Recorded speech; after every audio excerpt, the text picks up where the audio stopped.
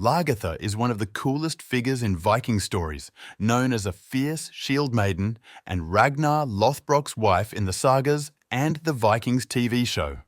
She's tough, brave, and swings a sword like a pro, but how much of her story is real? And what's the deal with Viking women warriors? Let's find out.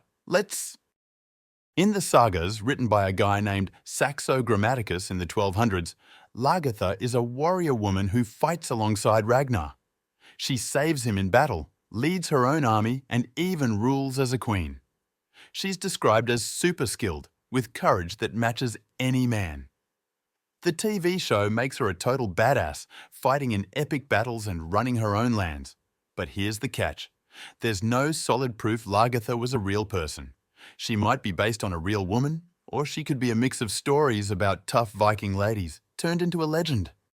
So, what about Shieldmaidens? Were they real? Viking women had more freedom than many others back then.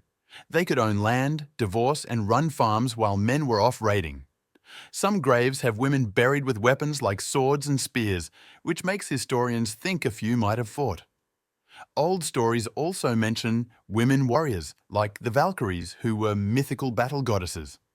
But being a full-time shield maiden, charging into war like Lagertha, was probably rare. Most Viking women were busy keeping things running at home.